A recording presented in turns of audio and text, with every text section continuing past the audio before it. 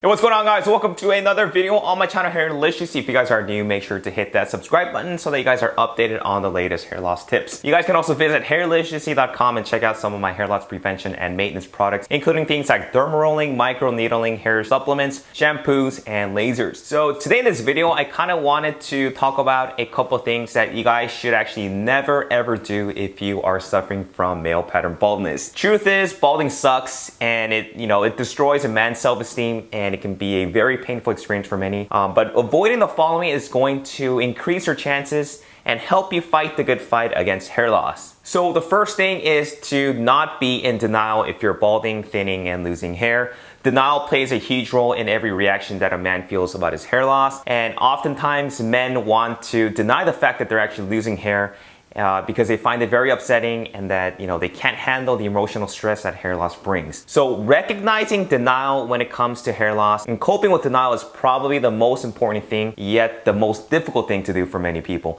Denial prevents getting an accurate assessment of male pattern baldness and treatment options. It can also lead to poor treatment choices or simply avoiding the whole fact that you guys are actually suffering from hair loss. Maybe you guys are looking in the mirror constantly, looking up close from various angles of your hairline, but not truly taking in the reality that you are really losing your hair. You feel the unease of your hair loss and stressful feelings when you start noticing that it's getting worse and worse every day. Some of the more common denial statements we hear from men include things like, maybe this is in my head, I'm not really losing hair, or I've always had a widow's peak, or saying that, what you have is a mature hairline, or that you naturally have a big forehead.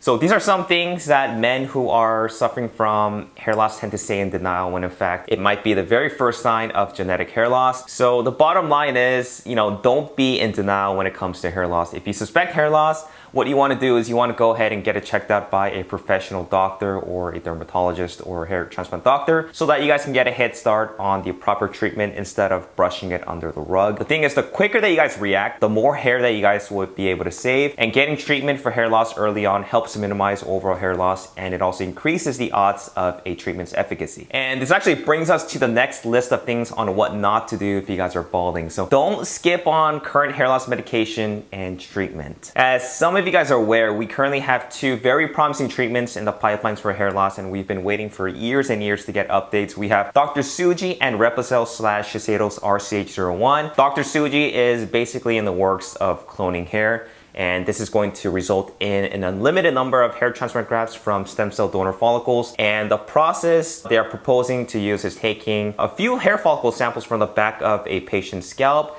They're going to extract it and then isolate the mesenchymal cells and the epithelial stem cells from the hair follicles, and using that method that the lab developed to cultivate these two stem cells together to generate many follicles, which will then be transplanted into the hair loss area using methods similar to current hair transplantation. And then the transplanted follicle should generate hair shafts. The latest update is that Dr. Suji should be announcing human clinical trials, but we have yet to receive any news, and we've just been dying to hear for any updates. Now, Shiseido and Replicel's RCH01 is primarily made up of derma sheath cup stem cells, which are immune to androgenetic alopecia. And these cells are also isolated from the back of the scalp from the donor zone and cultured to create millions more of the cells. And then they're actually going to be reintroduced into the balding areas on the scalp by injections using a special delivery device. We did receive a response from Shiseido's head clinical investigator stating that their trial results should be revealed sometime around July, but we actually haven't received anything. It's August now, so hopefully we hear something soon for them. But like I said, these two are kind of like the main things when it comes to stem cell replication that we are just betting our money on. Now, I am a strong advocate that, I feel that it's a bad idea to forego current treatments in the hopes of a future cure or better treatments. And the thing is, we don't know if or when these treatments are going to be commercialized. And I think that is probably the biggest problem.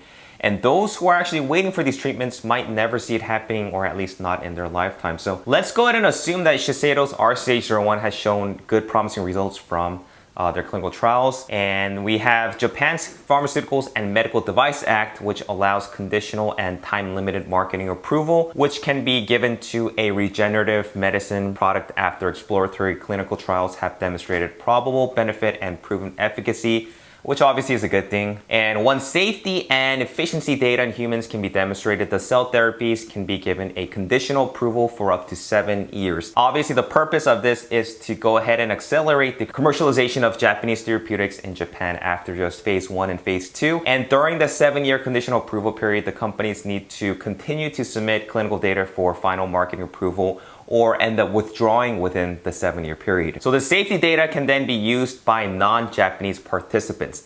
This means that even after a product is released under the Conditional Act, non-Japanese citizens, including people in the US and all over the world, have to wait up to 7 years before being able to have access to this. And even after, non-Japanese citizens have access to the treatments, you also have to worry about the cost because we don't know for sure exactly how much it's going to cost. So during this whole time of just waiting, you may continue and most likely to lose more and more hair when in fact you could have slowed it down with taking the proper medication and treatment that we currently have.